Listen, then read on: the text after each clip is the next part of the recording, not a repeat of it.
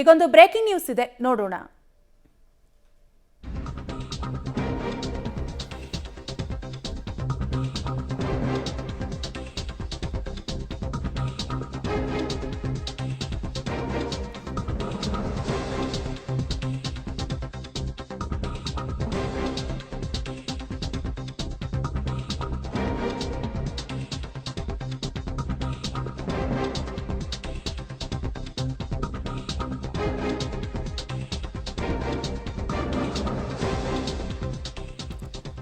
ಒಡಿಶಾದ ಪುರಿ ಜಗನ್ನಾಥ ರಥೋತ್ಸವದ ಸಂದರ್ಭದಲ್ಲಿ ಕಾಲ್ತುಳಿತ ಉಂಟಾಗಿದೆ. ಸಾಕಷ್ಟು ಜನರಿಗೆ ಗಾಯಗಳಾಗಿದೆ. ಒಡಿಶಾದ ಪುರಿ ಜಗನ್ನಾಥ ರಥೋತ್ಸವದ ಸಂದರ್ಭದಲ್ಲಿ ಕಾಲ್ತುಳಿತ ಉಂಟಾಗಿದ್ದು ಸುಮಾರು 600ಕ್ಕೂ ಹೆಚ್ಚು ಭಕ್ತರು ಅಸ್ವಸ್ಥಗೊಂಡಿದ್ದಾರೆ ಅನ್ನುವಂತಹ ಅಪ್ಡೇಟ್ ಸಿಗ್ತಾ ಇದೆ.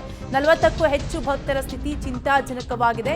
ಸ್ಥಳೀಯ ಆಸ್ಪತ್ರೆಯಲ್ಲಿ ಅಸ್ವಸ್ಥರಿಗೆ ಚಿಕಿತ್ಸೆಯನ್ನು ಕೂಡ ನೀಡಲಾಗ್ತಾ ಇದೆ. ಕಾಲ್ತುಳಿತಕ್ಕೆ ಏನು ಕಾರಣ ಅನ್ನುವಂತಹ ಸತ್ಯಾಸತ್ಯತೆ ತನಿಖೆಯಿಂದ ತಿಳಿದು ಬರಬೇಕಿದೆ. ಒಟ್ಟಾರೆಯಾಗಿ ಸುಮಾರು 600ಕ್ಕೂ ಹೆಚ್ಚು ಭಕ್ತರು ಅಸ್ವಸ್ಥಗೊಂಡಿದ್ದಾರೆ ಅನ್ನುವಂತಹ ಅಪ್ಡೇಟ್ ಸಿಗ್ತಾ ಇದ್ದು 40ಕ್ಕೂ ಹೆಚ್ಚು ಭಕ್ತರ ಸ್ಥಿತಿ ಚಿಂತಾಜನಕವಾಗಿದೆ ಅಂತ ಹೇಳಲಾಗ್ತಾ ಇದೆ.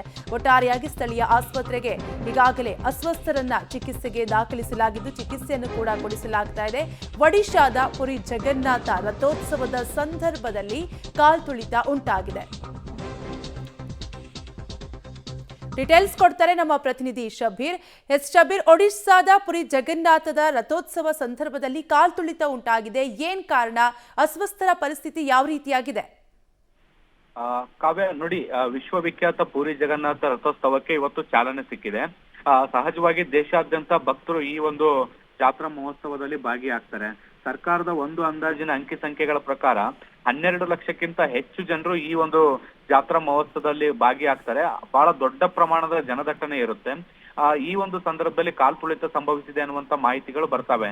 ಇವತ್ತು ಮತ್ತೆ ನಾಳೆಗೆ 2 ದಿನಗಳ ಕಾಲ ಈ ಒಂದು ಜಾತ್ರಾ ಮಹೋತ್ಸವ ನಡೀತಾ ಇರುವಂತದ್ದು.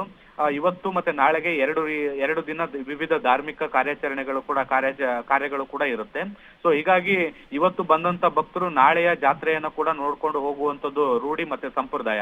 ಹೀಗಾಗಿ ಬಹಳ ದೊಡ್ಡ ಪ್ರಮಾಣದ ಜನಸಮೂಹ ಪೂರಿಯಲ್ಲಿ ನೆರೆದಿತ್ತು. ದೇವಸ್ಥಾನದ ಸುತ್ತಮುತ್ತಲೂ ಕೂಡ ನೆರೆದಿತ್ತು. ಆದ್ರೆ ಏಕಾಏಕಿ ಕಾಲ್ತುಳಿತ ಸಂಭವಿಸಿದೆ ಅನ್ನುವಂತ ಮಾಹಿತಿಗಳು ಕೂಡ ಬರ್ತಾ ಇದಾವೆ. ಜನರು ಉಸಿರುಗಟ್ಟಿ ಕೆಳಗಡೆ ಮೂರ್ಛೆ ತಪ್ಪಿ ಬೀಳ್ತಾ ಇದ್ದದಂತದನ್ನ ಗಮನಿಸಿ ಸ್ಥಳೀಯ ಪೊಲೀಸ್ ಅಧಿಕಾರಿಗಳಿಗೆ ಮಾಹಿತಿಯನ್ನ ಕೊಡ್ಲಾಯಿತು.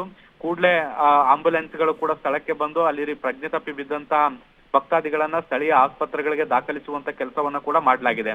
ಈಗ ಸಿಕ್ತಿರುವಂತ ಮಾಹಿತಿಗಳ ಪ್ರಕಾರ 600ಕ್ಕಿಂತ ಹೆಚ್ಚು ಜನರು ಅಸ್ವಸ್ಥರಾಗಿದ್ದಾರೆ. ಮತ್ತೆ ಕಾಲ್ತುಳಿತದ ಪರಿಣಾಮದಿಂದಾಗಿ 40 ಜನರ ಪರಿಸ್ಥಿತಿ ಚಿಂತಾಜನಕ ಇದೆ ಅನ್ನುವಂತ ಮಾಹಿತಿಗಳು ಸಿಗ್ತಾ ಇದಾವೆ. ಮತ್ತಷ್ಟು ಭಕ್ತರು ಗಾಯಾಳುಗಳಾಗಿರುವಂತ ಸಾಧ್ಯತೆಗಳನ್ನ ಕೂಡ ನಿರೀಕ್ಷೆ ಮಾಡಲಾಗ್ತಾ ಇದೆ. ಸದ್ಯಕ್ಕೆ ಎಲ್ಲರನ್ನು ಕೂಡ ಸ್ಥಳೀಯ ಆಸ್ಪತ್ರೆಗಳಿಗೆ ಬೇರೆ ಬೇರೆ ಪ್ರದೇಶಗಳಿಗೆ ರವಾನಿಸುವಂತ ಕೆಲಸಗಳು ಕೂಡ ಆಗ್ತಾ ಇರುವಂತದ್ದು. ಸದ್ಯಕ್ಕೆ ಪರಿಸ್ಥಿತಿಯನ್ನ ನಿಯಂತ್ರಣಕ್ಕೆ ತರುವಂತ ಪ್ರಯತ್ನಗಳು ಕೂಡ ಈಗ ಪೊಲೀಸ್ ಪಡೆಗಳು ಮಾಡ್ತಾ ಇದಾವೆ. ಕಾವ್ಯ, ಓಕೆ, ಹಾಗೆ ಸಂಪರ್ಕದಲ್ಲಿ ಶಬೀರ್.